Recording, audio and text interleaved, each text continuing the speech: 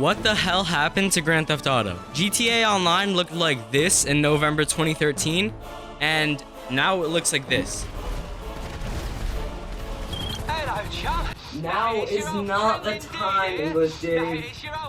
Yeah, a lot has changed, and most of you probably already knew that. But today, I'm going to do a deep dive into the timeline and events that caused GTA Online's decline over the years. The game hasn't necessarily lost a huge amount of players, being that kids pick up the game new all the time, but I'm mostly talking about the downfall of the enjoyment and perception of GTA Online through the years, as well as the morality of Rockstar and Take-Two. So what exactly happened to this game? GTA Online first launched on October 1st, 2013, almost 9 years ago. This was 2 weeks after GTA 5 Story Mode was released, and most people were beyond excited to try out the new multiplayer. Early trailers of GTA Online showed a massive sandbox playable with all of your friends and with a seemingly endless amount of content. Parachuting, racing, flying jets, robbing a bank, heists, it was all in the game, and it seemed like the perfect Grand Theft Auto experience. But when players tried to play GTA Online for the first time, they quickly realized the problem. Launch issues were expected for such a massive open-world game. Rockstar has acknowledged some technical issues hampering the launch of Grand Theft Auto Online and confirmed it is working to resolve them. Most people couldn't even log in because of the amount of people trying to play the game. Characters were getting corrupted, medical fees for dying were literally insane, there were microtransactions everywhere, 43! I'm gonna you out! and the promised heists weren't even in the game yet. Oh yeah, and the loading screens were incredibly long, so I guess not a lot has changed. Thankfully, Rockstar apologized by giving everyone $500K, which in today's dollars is literally like chump change, and that is how inflation started. Even with the problems, people were still having fun. Compared to GTA 4 multiplayer, GTA Online had a more immersive experience and much more content. And in reality, microtransactions weren't a huge deal yet. This might bring back some nostalgia for the early GTA players. Here is the first shark card purchase screen. You might recognize that the highest priced card is only $20 USD here, which is the Great White card. Now the highest priced card is $100 USD. Going back to 2013, things were pretty great. Rockstar fixed the servers, weapons were balanced, and there was new content coming out all the time. In 2013, Rockstar introduced the Content Creator Update, making it possible for people to build their own missions. On top of that, new clothes, cars, weapons, missions, everything got released during the Beach Bum update. There was still a huge world to explore and lobbies filled with randoms to troll and roleplay with. There were even people making friends, but mostly just enemies. Mr. Gay Shithead Dick. It's not my fault though, dude. See, Grand Theft Auto has never been a totally balanced game in a totally balanced world. That just wouldn't make it any fun. But there were weapons to counter other weapons and vehicles to counter other vehicles. Sure, some cars and weapons were better than others, but that was just part of the experience. Playing to level up and grinding money to afford the cooler items. Even better, there weren't griefers all over the place. I mean, obviously there were people like running over other people with cars. That's always gonna happen, it's inevitable, but we didn't have flying broomsticks in the sky and flying cars that just lock onto other players. Wow. In conclusion, back in 2013, people made their own fun in GTA, and many people thought it was a better time, even without the massive amount of content we have today. Hell, half of the playlists in GTA Online are dead and empty, so what's the point of even having them? Throughout 2014, new updates introduced more cars, clothing, weapons, and new businesses also kept players engaged and playing. But a huge aspect of GTA Online that people don't talk about enough is game chat. Parties didn't even exist on PS3, and both on Xbox 360 and PS3, people used game chat because fun trolling still existed, people actually connected with each other, and the thrill of hearing someone rage over a deathmatch was just priceless. Killing me! He done killed me 2 times, bro! What are you doing? With the rise of next-gen GTA Online, which is technically old-gen now, people just sat in parties with their friends. In November 2014, GTA Online was released for PS4 and Xbox One, and more people were exposed to gaming than ever. People told their friends to pick up the new PS4, and in turn, people just talked with their friends. The only people that you heard on game chat was the guy blasting music, or the guy getting yelled at by his mom, or that one kid screaming into his mic that still is a thing for some reason.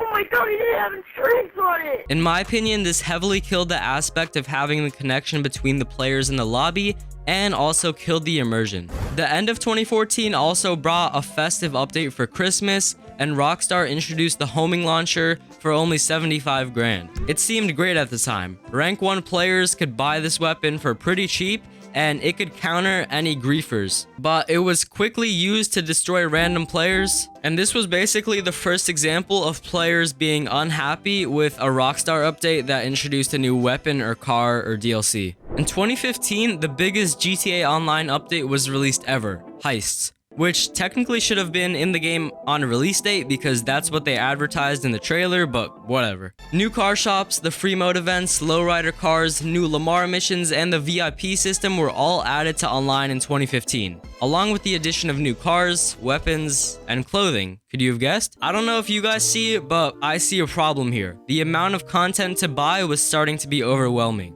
and the prices were increasing. Wow, that seems really realistic. Maybe too realistic for a game, Rockstar. Today, it seems that Rockstar has somehow poured 150 years of inflation into GTA Online in the span of only about 9 years, going from a few $1,000s to a few million for the best cars. And don't even get me started about the aircraft. 2015 also brought GTA 5 to PC players, which brought the best visuals that GTA 5 had seen so far. GTA on PC also brought mods, and remember this because in a few minutes, mods are going to be the center of controversy for GTA Online. Literally a month after GTA Online launched for PC, modders just existed. Since computer operating systems are much more accessible than console systems, it's very easy to load cheats in GTA Online on PC. Money was being dropped on players faster than EDP's career had died, and modders ruined the player experience by changing the weather and doing random things like trapping people in cages and forcing them to stand there. This was a problem on the PS3 and 360 as well, even a few months after the game first came out, where on PC it was much worse because of how accessible it was. And to this day, this problem has only gotten worse. Nearly every lobby you'll join will have a modder ruining the experience, and a multi-million-dollar industry has emerged from this. People make a living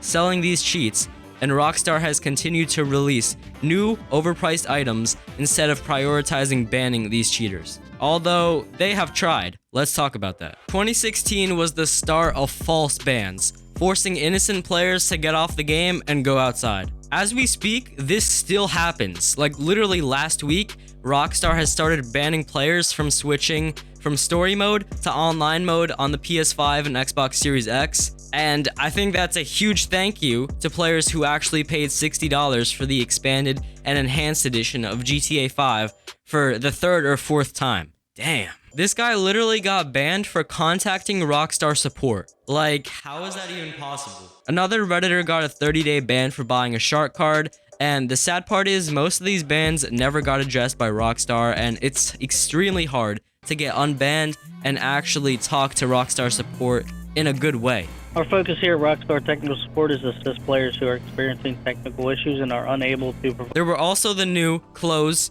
weapons, vehicles, and properties, and those got even more expensive. By this time, GTA started to see a huge gap between players who grinded 25 hours a day, 8 days a week, and the normal players who just jumped on for an hour or two a day. The import-export business came out in late 2016, and it promoted even more grind to make the most money. Most people, surprisingly, didn't want to grind GTA Online as a job. You know it's bad when math is involved in a video game. It made it even worse that people realized that getting a minimum wage job and buying shark cards was more efficient than actually grinding the game.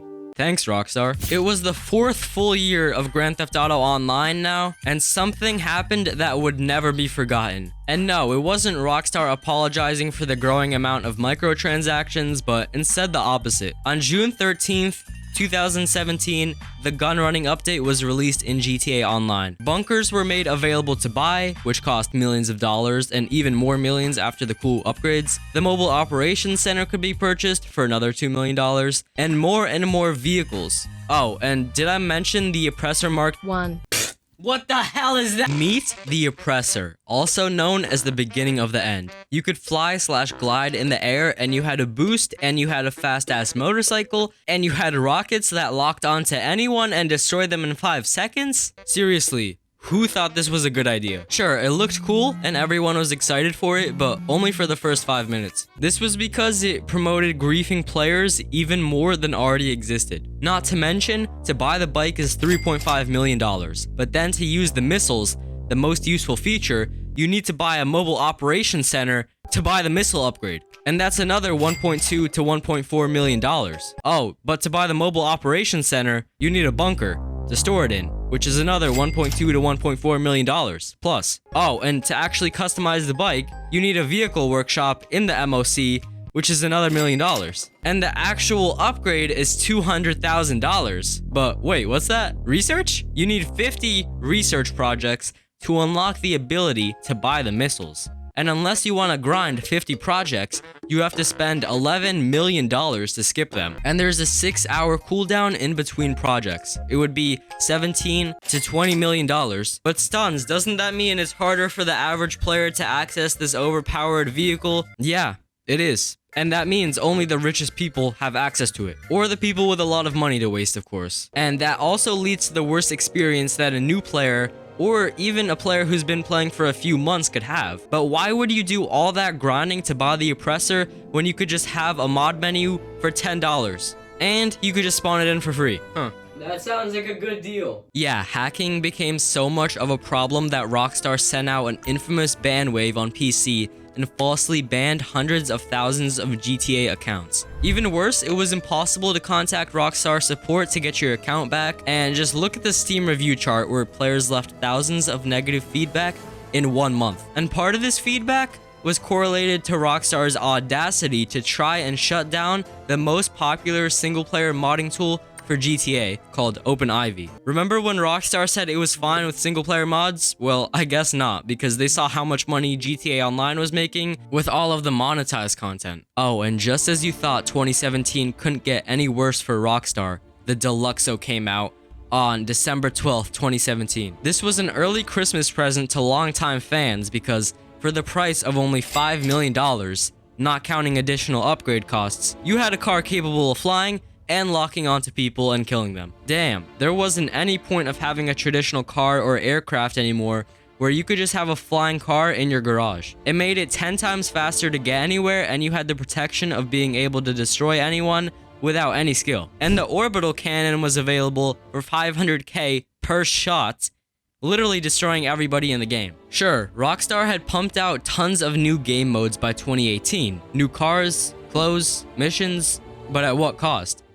And again, Rockstar messed up. Say hello to the Oppressor MK2. This is the updated version of the already overpowered vehicle, and I guess it wasn't easy enough to grief players because this thing had infinite fly time, a powerful boost, and it was literally impossible to fall off the bike. And it had lock-on rockets. You were also able to restock your rockets and repair the vehicle near instantly, and nothing could counter this bike. It's very hard to lock onto a tiny bike in the sky, especially when it goes so fast. The Oppressor MK2 looks like it belongs in Saints Row more than GTA Online. Oh yeah, and they also made a crappy version of Rocket League that cost millions of dollars to play, and Rockstar kinda wants you to forget about it because it was a total flop and nobody plays it nowadays. But yeah, after a few months, it seemed like everyone had the Oppressor, which led people to quit the game. The hacking problem got even worse on PC, and money was being dropped every day. I mean, could you even blame the players? GTA Online had either become a time-consuming hobby or a money-consuming hobby, and